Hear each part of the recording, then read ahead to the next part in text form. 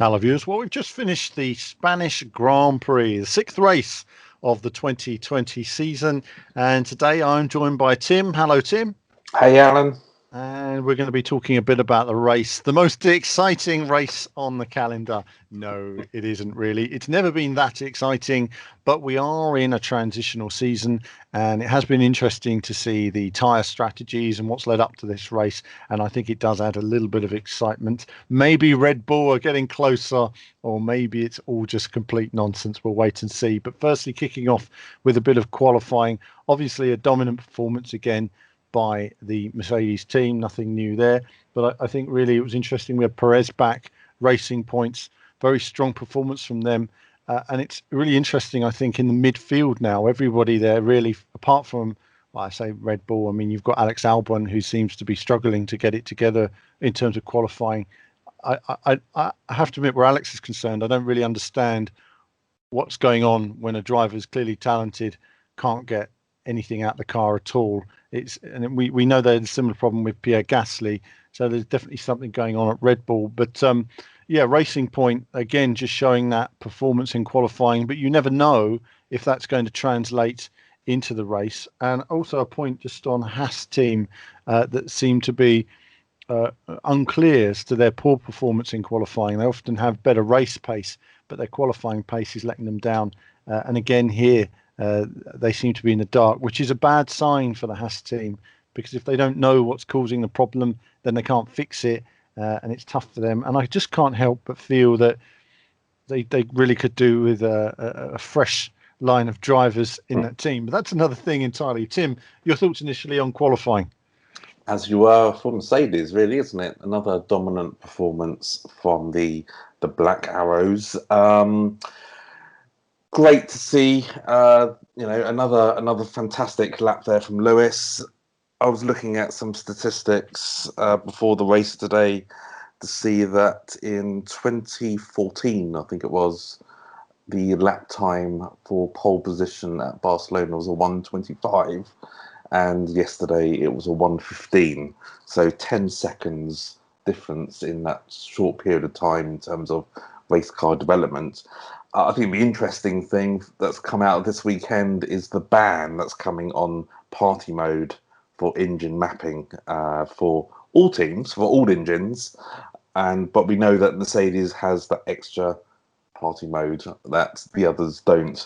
So it'd be interesting to see, certainly when we get to Belgium, which is definitely a power circuit, how much of an impact that will have on qualifying. Probably not a huge difference because it's going to impact all the engine manufacturers, but it will certainly be good to see what impact that does. But it does shake the dominance of the Mercedes. Otherwise, further down the field, great showing by Racing Point. There's still going to be a question mark hanging over that team for the rest of the season, no doubt, and some fine performances through the field. I think it's interesting the point that you made about Alex Albon. He does seem to be consistently 4 or 5 tenths behind Max. Similarly, we had that with Gasly last year. So, when you look at Gasly's performances in the AlphaTauri, they're fine. He's a decent race driver, as is Alex Albon. So there's certainly something that is pro Max. As we keep saying in all of these podcasts, Red Bull is definitely geared around Max Verstappen, which is their decision. But hopefully that doesn't put any impact, or the drivers in that number 2 seat aren't treated any differently, and they are still supported going forward. Yeah, I mean, there's always that. I mean, I bang on about it, but the number two driver, you know, always has a harder time of things in all teams. Number one drivers always get the new parts first. They don't always have the same cars. Team bosses say they have the same cars. They don't have the same cars, but a lot of the drivers don't have a voice. They're contracted to support the team and say what the team wants them to say. They're paid a lot of money to do that. And so, is my car the same as my teammates? Yes, it's roughly the same. And that's it. I think sometimes, though, where Alex is concerned, he sort of stands out quite a lot. And it's odd because Red Bull are only hurting themselves. I mean, if he was up there, he would be, very close to Max. And I wonder if almost Red Bull just, like you say, they just don't want that. They don't want anything getting in Max's way. So, uh, Which is silly yeah, because when you look at the constructors championship, constructors is where the money is. Let's not forget. And when you do look at the current standings, I know I'm already talking about after the race, but we are, there is a big gap between Mercedes and Red Bull. But when you see the competitive difference between Bottas and Max Verstappen, for example, there isn't much. And if you had Albon in there as well, taking more points away from Bottas, for example, possibly Hamilton as well, but more so from Bottas, a strong second and third place can sometimes equal more points than a constant first and fourth that Mercedes might be getting. So it's not a good sign for Red Bull, I think, if they continue supporting just the one driver. Yeah, I was just watching the race today, and I was thinking, look at Alex stuck behind those racing points. There were options for Mercedes, and I'm going to come back to that. So, I mean, let's kick off with a bit of the race, and then we can get back to that. So, Mm. obviously, race today. I guess key thing really is Bottas got off the line at the same time as Lewis, but didn't seem to have any power, any drive in his car down the first corner. I thought that was quite unusual in the modern age. It was a bit strange that he just didn't seem to have the straight line speed. I know that Martin Brundle mentioned he was short shifting a bit, but at a start, he just seemed to get away well. Normally, the engine will carry you forward. The amount of torque in these engines, that those gear shifts shouldn't necessarily need to be as precise as that for that bit of a difference. But he did seem to struggle to get off the line. That's one of those things where you could say there's a bit of a conspiracy theory between Lewis and Bottas, because you still feel that, well, Lewis's car pulled away quite well and Valtteri's didn't. So there's definitely something going on there. And then you've got, as a police car goes by, there we are. And then you've got, go on, down the road. And then you've got, so you've got that at the start there. Obviously, Bottas falling behind the racing point, luckily to hang on to the next position. A lot of jostling, but you kind of feel that the start for many of the teams was the only place they could really get by. Alex Albon got a bit held up, actually. It was a shame he wasn't able to get ahead of those racing points. I can get to that now. And then that just messes up the whole race. I felt that had Alex managed to get past those racing points or qualified in a better position, he could have dictated the strategy a bit today, because when the Mercedes pushed and destroyed their tyres, as long as he was within the pit window, he could have held them up, and it's very hard to overtake there. So I don't know. I feel that Red Bull really do need to sit down and decide what they want to achieve. They're not going to win the Drivers' Championship this year, but I feel that. See, I know this is quite. A lot of people won't agree with me, but for me, Max has never really been tested. He win a few races, but this year, I mean, he's not really competing for the championship. It's over. Yeah. When I have seen him compete, when I have seen him stressed, he makes a lot of contact with other cars, consistently makes contact, in fact. Never all that clean when he's under serious pressure. And I just feel that, he's had a few races where he's just driving around on his own. I mean, there's nobody around. There's no real pressure. But I still find him an untested driver in kind of real pressure. And I still think it's a big mistake of Red Bull to let Daniel Ricciardo go in the way they did, because Daniel Ricciardo really was a contender. And I think since he's gone, they've just not been these last couple of years. I mean, since Daniel Ricciardo's been gone, the team has lost its mojo in many ways. Tim. Yeah, a few points there. For me, the star at the start was Lance Stroll. I thought his dive across the track and up the inside of Bottas was great, and Brundle on commentary giving him the plaudits, and I completely agree. Steady head on his shoulders there. But yes, I agree with Max. He's untested. He was brought into the sport. Fair play to the guy. He did win his first race at Red Bull, which is kudos to him. And he is a good race winner. He can win races. That's great. But you're right. He has not been in a championship fight really, and probably won't be this year. Probably won't be next year. So we're really looking at 2022, and we're all hopeful that the new rules are going to close the gap across the field. But he's been given World Championship level status and World Championship level salary. So we are, almost like forced to believe that he is the closest competition that Lewis that will ever have, if he's given a competitive card for Lewis to compete against. But that is to say that is Red Bull's decision. They are pushing him forward, and I don't think that's going to change anytime soon. And anybody that is the number two to Max Verstappen is always going to have to put up with that. It is Max's team, just like it's Charles Leclerc's team at Ferrari and it's Lewis's team at Mercedes. And I'm happy to hopefully see that it's more Lando Norris's team at McLaren, but will be an interesting lineup next year. But that's next year. But no, I thought so otherwise after the start it was fairly Spanish Grand Prix. It was just the same old that we sort of see. And when Crofty said about sort of 20 laps into the race, there's 20% chance of rain, I literally was like, yeah, whatever. And then there was this continual hope that there was going to be some rain that never came. And I still don't think it's actually rained today in Barcelona. So it's a shame because that would have really sort of spiced up the action. We needed some form of rain or safety car or something to basically give a little bit of spark to this race today, because it was hard pickings trying to find a little bit of action today. It was. We needed that rain, didn't we? Badly. It's funny, actually, there was some good action in the Formula 2 races and very high tyre degradation in those races as well. Good action. And I was kind of hoping that we would get some significant tyre deg that might cause the two-stop strategies and teams to mix it about a bit. But when you're down to a one-stop strategy, there's very little you can do. Or in this case, in the entire race, they're all looking after tyres. I mean, we talk about really pushing. We talk about tie deg and lack of pushing. Fair play. If you're in the first place, Lewis had every right to control the pace and so forth. And I think Max at one point said he's going so slow, which kind of also said to me, it's like, well, why don't you push him to go faster? But anyway, that's besides the point. Everybody's pacing.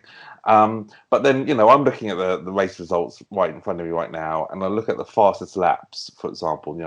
119 from Lewis or 118 at the end from Bouchy because he put on fresh tyres. But generally, the rest of the field were on 122s, 121s, was their fastest lap in the race. It kills me when you look at qualifying and you sort of see 115s, 116s. That's 5, 6, some of them 7 seconds slower in the race. Now, granted, they've got fuel on and they're set up in different ways, but we've got to change that a little bit. And again, coming back to this ban on the party mode, I hope we'll sort of see more sort of comparative times between the race and qualifying, because if they can go that fast in qualifying, they should be on it constantly in the races. And I don't know what they need to do to be able to make that happen. There needs to be something that happens that trigger them to be able to go full pace as fast as they can, because this sort of slow time management is dull. It's funny. The result is it's just so frustrating. It's funny, you talk about the engine modes, and like obviously Mercedes have their magic engine mode for the qualifying, the final qualifying. And it's funny, I always remember sort of 25 years ago when you used to have Michael Schumacher racing round, and then he'd find some more pace. And we used to say, oh, he's got the fizzy wizzy or something. He's dropped a tablet into the engine and it's made it go faster or something. There were just moments there in the race when the car would go inexplicably quicker, and he would do some lightning laps that were just impossible because the car, obviously had a new engine mode that nobody knew about or something. And we've kind of always had that in Formula One, but the sheer dominance now of Mercedes, we've never had dominance like this. And No. Yeah, it's like when Lewis says, I've had a race today, and you think, what race? There's not been a race. You haven't raced anyone for a long time. I mean, Mercedes isn't really racing anyone. They're just on their own. And I think that's the problem with that sort of level of dominance. Yeah, it's good to have a fast car, but you've got to have some competitiveness. And I hope that the strong point for Mercedes has been their qualifying in particular, because They start at the front and they go away. Sometimes when they start further down, on very few occasions when they have, uh, they've struggled a little bit on their tyres. They're not great. If they don't overtake everybody in the first 5 laps, then they can get a little bit stuck down there. So, and you've seen that a little bit of Valtteri. He had to get past Racing Point as soon as DRS was available. If his tyres wore out, he'd have been much like Alex Albon. He just wouldn't have been able to get by. So that would have been it. So it's critical that, and I hope it does bring something else to it. Talking about strategy today, there was a bit of a talk about radio messages coaching drivers, telling drivers everything. This is something where, again, old-fashioned me, but I just feel there's too much data and interaction with the drivers and coaching the drivers. In other sports, there are certain, I guess I always use something like tennis or something where you're not allowed to coach that, you train your player to go out there. I've always felt racing drivers, as I say, I don't think there should be live telemetry from the pits. I think there should be a black box recorder on the car. They give the car to the driver. He drives it, and then afterwards they download the data and decide how to set it up or whatever for next time. I think even in terms of pit to car communication, I think it's gone way too far. We need to bring the onus back to the drivers. And even today, I think there was a good example was today. Lewis made a decision on his tyres. He used his experience to decide, no, I'm going to stick with the medium tyres. It's working well for me. And it gave him good pace as we have more police cars. And it gave him good pace. I know, living in London, this is what it's like, can't do anything about it. And it gave him good pace. And I just think that's what we need is from the experienced drivers to say, no, this is the tyre I want. This is what's working for me. And I what do you think about it, Tim? Radio messages, are they getting too much? Totally. In a word, when it was Checo, wasn't it? When he radioed into his pit wall and asked them how my tyres, I heard you in my head go, a collective sort of sigh, going, yeah.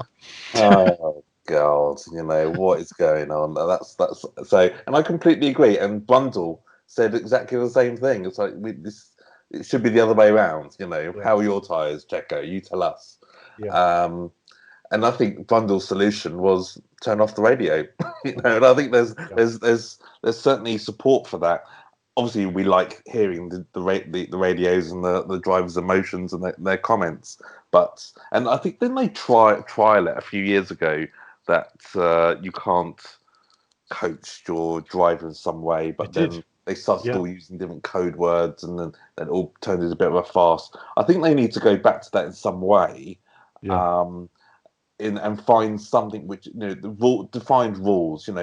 Granted, those cars and those steering wheels, which is a conversation for another day, are complex to another level, and I think sometimes it's that level of perhaps you need to go to settings 7F, whatever it is, fair enough, fine. I've got no issue around that. But when it comes to the feel of the car, it should be down to the driver. They're the one that's doing the 200 miles on a Sunday afternoon. They're the ones that should be giving the feedback and deciding what to do. This might sound funny and you might laugh, but one thing which I've always wanted to see is I think they should allow teammates to talk to each other during the race. Yeah. When you sort of talk about racing for the team, I think it'd be quite interesting from a strategy point of view. To almost like possibly help each other. I don't know whether the teammates would really do that, but I think it would be great if there was a free flow of communication, or you could choose to speak to your teammate. I think that would be fascinating. Oh, can you imagine the arguments and abuse they would give each other? I would love that. Why is your car faster than mine? Why are you getting pulled into the pits and I don't? Could you imagine, like back in the day at the Malaysian Grand Prix, what year it was, 2010, 2011, when Mark Webber and Sebastian Vettel multi-21, There would be abuse. And having a live radio feed, that would have been epic. There we go. Adults only on the Mark Webber radio. I would love that. I think that would be good. that drivers can only speak to each other. They can't speak to the Yeah. pit. Yeah. I think, like you said about the steering wheel, they're too complicated. And the way I look at it is because the drivers get told what to do on half those settings. Mm. And I think the drivers should be given a car that they drive. They learn how to drive that car. They Yeah. know that when they finish the race, they go to electrical setting 6 and they go back. If they don't safely store their car or know how to do it, then that's a penalty for them. Yeah. Penalty should be onus of the driver. It should be all about the driver. You drive your car correctly. I do think that the steering wheels have got over complex and they need to reduce the complexity on the wheel. They need to purify the driving in some way. And I think that, as I say, there's too much analysis of computers. I am a bit old fashioned with a lot of elements of driving because I believe in the feel of a driver. I believe in the man and machine and little else. And I think that, all right, you've got these hybrid cars now that are more complex. There's more settings on there, but within reason, it should be a basic element. There should be a risk and reward element to everything that you have on that car. Yeah. And I feel that right now, I guess, we've always talked about Formula One being the best drivers in the world, but it's never been the best. It's always been the best of the richest, basically. It always has been. It always will be. And I feel that there's just a lot of control in it these days. And, like you say, when you look at a driver like the number 2 drivers these days, the teams know exactly what's going on in those cars. They know exactly what those drivers are doing. It's very hard when you're almost a passenger sometimes in it. If the car isn't giving you the power you need, that needs to be unlocked by some technician on the other side of the world. Yeah. Very odd when you visit these F1 teams and you see these facilities and how much analysis and work is going on, and sometimes what amazing mistakes they make. A bit like Red Bull in their strategy today, which for Alex Albon, which was absolutely terrible. I mean, I was watching him going around behind the 2 racing points, and I thought, well, there's no point pitting yet because you're going to come out in traffic. You may as well just hang behind them and then see if you've got some performance later in the race. I think, to pit him when they did, it just left him in a hole of traffic. He was out of sync with everybody else and wasn't really able to get anywhere. And it makes you wonder, with all their computers and their technology, how they failed to make any progress there. But I'm just moving on with the race. Obviously, Max, you mentioned about saying Lewis is going slow, but then Max never seemed to light up today. He was struggling before you knew it, never actually got to go fast. It's weird, but Silverstone, it seemed like guys were pushing, but at this race, everybody seemed so conservative. Nobody was really pushing anyone. So it was like, we're going so slow. 10 minutes later, I'm struggling. My tyres are gone. I don't know. I just find that so depressing about modern F1 in that sense. So Albon strategy a mess. I made a note here about Haas and Kevin's strategy, but as far as I could see, that was just basically block everyone and don't let them buy, and that's about it. That is Kevin's approach, though, for most races. It is just unstoppable, or whatever. He's just always in the way, isn't he? Basically, at least. I mean, in a way, that's the problem with him and Roman, is that there was I saw Kimi Räikkönen almost crashing into Roman Grosjean. Very, very late move. Remain just, where is he? Miles away. Ericsson's constantly hovering around him like a ghost. And you just never know he's so unpredictable as a driver, and that's never good in Formula One. So Haas as a team, I don't know what's going on there. Rain was meant to be on the way. I was really hoping that we were going to get some excitement, some rain, some pit stops, some action. I think they knew it was never going to reach the circuit, really, but they wanted to just excite people while we were just sitting there having your cup of tea, getting bored. And then we did have a bit of action. We had a car that stopped, which was Charles Leclerc. He had a engine electrical problem of some kind, which was a shame for him because the 2 Ferraris were going well up until that point. Then he made it back to the pit. Obviously, he was out of the race, and then Ferrari just kind of forgot they had another car in the race.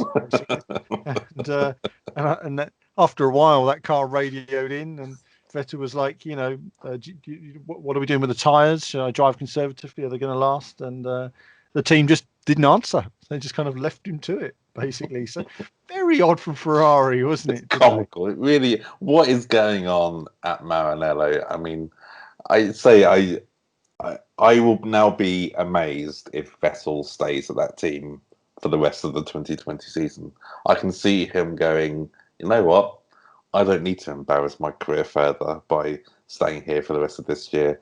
I'm going to go and enjoy the rest of the year on a beach somewhere, because it just the dream has lost, and coming into this season knowing that he'd already been replaced.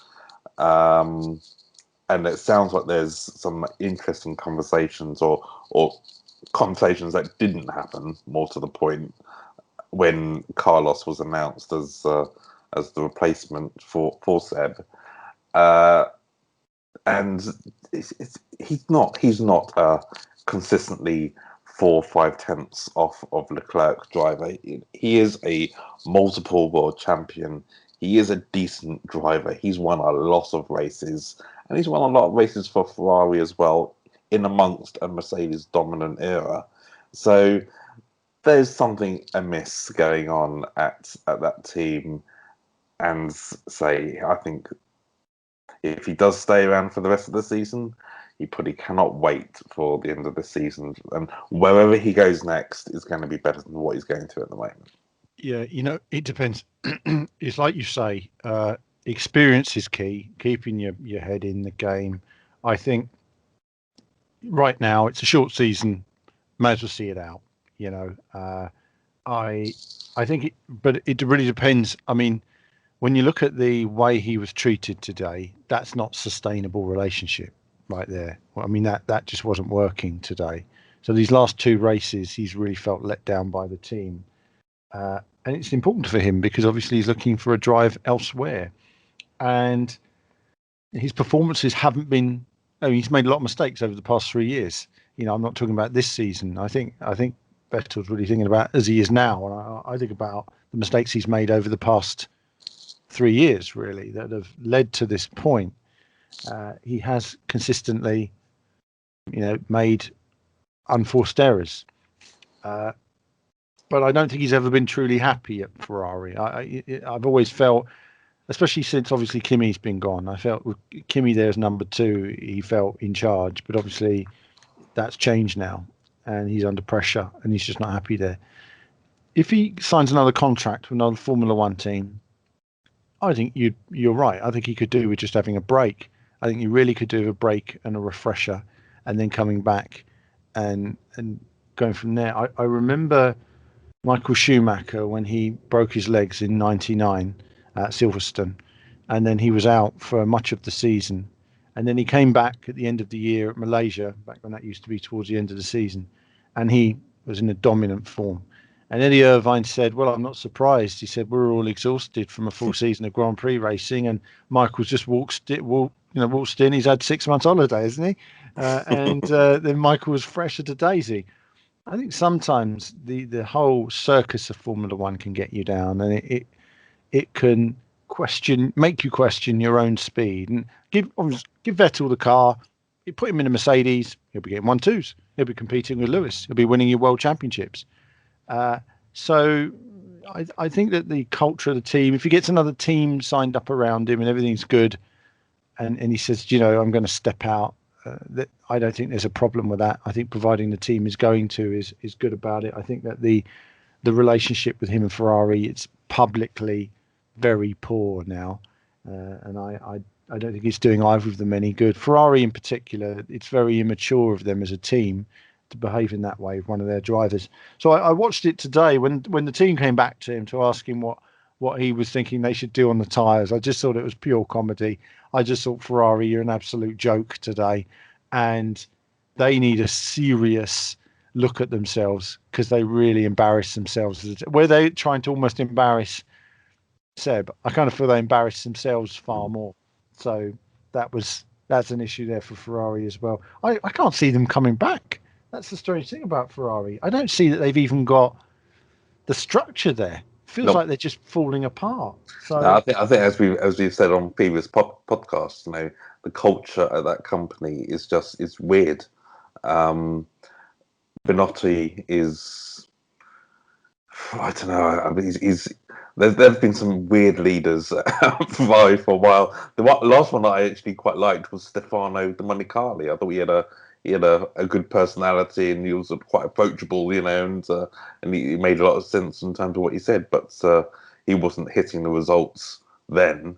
My God, I don't think Benotti's going to be in his job for much longer No, if no. what, seventh this week, and qualifying regularly at the back end of Q3, or the 10th, 9th, 10th, and just scraping into that session. So there's going to be lots of change, and say if they're already saying that they're not going to be winning races again until at least the rule change in 2022, they've got to use next year as a trial year. They've got to try many different ways of restructuring that company.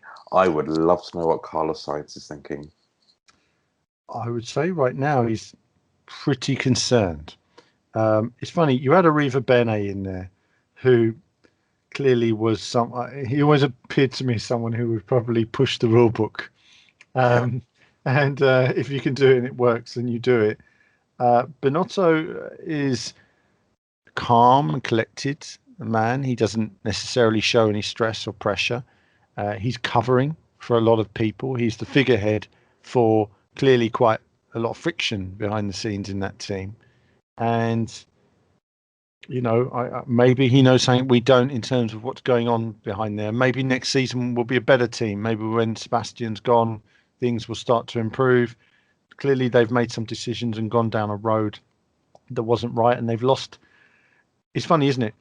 Ferrari lose the performance from the power unit, and then the FIA changed the rules to reduce the power modes on their qualifying. I wonder why, but yeah, I think that they've clearly lost some advantage with whatever they were doing with the engine, and we'll have to wait and see where they come through. These new regs can't come soon enough, and I think next year it's just going to be another walkover for Mercedes next year. I just can't. Well, nothing's going to change, is it? So I think, unfortunately, as F1 fans, we've got to stick with it, fans. We have been here before, though, but not for this many years. But there have been years. People talk about the early 2000s as like, oh, when F1 was F1. Oh, they were boring seasons. I mean, Schumacher was leading. He won, one of them, he won at the French Grand Prix, didn't he? Just halfway into the season. Mm-hmm. And I just remember thinking, it's so boring. Rubens is not allowed to compete. Michael's winning every single race. And at the time, being obviously a fan of Damon and all that, Michael was the Red Baron. He was the baddie. And I always wanted someone to beat Michael. And then we had Montoya come into it. Montoya had some great races, but the Williams just didn't quite have enough oomph to it all the time consistently compared to the Ferrari. So it was still quite a checkered era. I mean, I think people sometimes look at eras of sort of rose-tinted specs, if you like. But moving on then. So, I mean, there wasn't really much other action in the race today. I will just point out, I do like the new text box on the screen for radio calls. I think that's quite nice.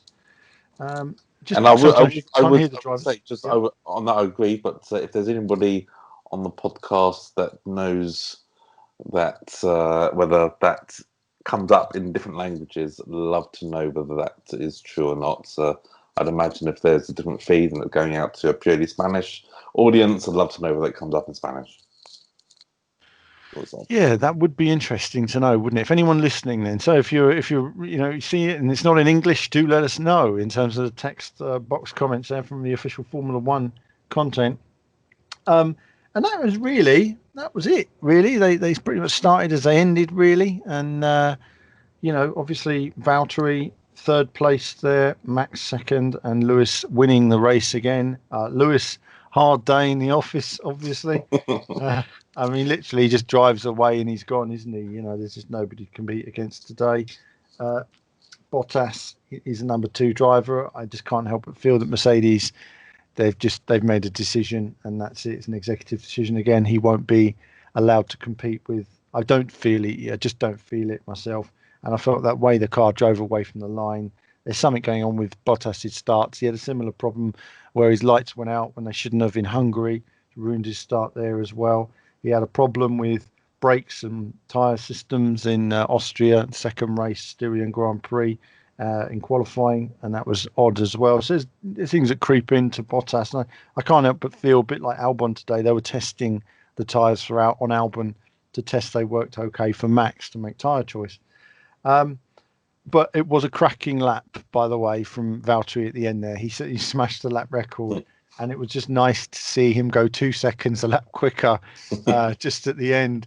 1 second, I heard Christian Horner say that he picked up a second down the start-finish straight.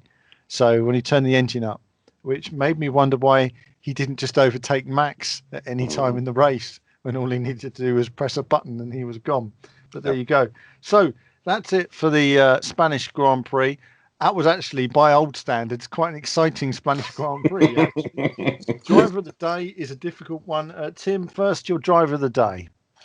I really had issues with trying to find a driver of the day today. I know the official vote went to Seb Vettel, and I feel like my vote will go to him as well for putting up with the environment that he's now working in, the comical exchange between him and the team over whether he should stay out or not. He did stay out, and fair play, he made those tyres last to the end and managed to come home in 7th place. He started at 11th, 4 places higher from the grid, which in Spain is a pretty decent result.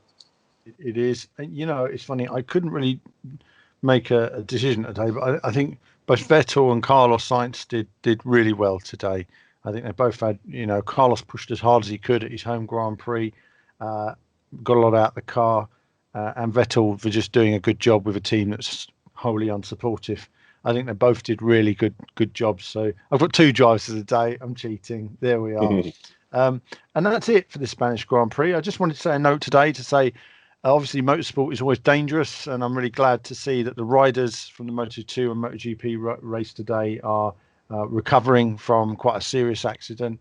And just always thoughts with them. It's always risky in motorsport. I'm glad to hear that they're coming through as well. Very close to being almost a terrible accident. I mean, Valentino Rossi, literally 1 centimetre or so from the bike going past. That could have been dreadful. So really pleased that wasn't worse than it actually was. And other than that, yes, that's it for this Grand Prix today. Another dominant performance by Mercedes, Red Bull hanging in there. Bit of a status quo on this one. I think we're going to move on to the rest of the season. Some exciting races to come. Hopefully some aspects that will mix it up a little bit as well. Let's wait and see what happens. But that's it from us for now. As ever, more soon. Thanks for watching today, viewers. I hope you enjoyed the video, and do like and subscribe. It supports what we do. You can go to the website directly above me here, or check out a couple of other videos on the channel. Perhaps things you're interested in terms of racing games, whether it be new or retro. It's all there. Check them out.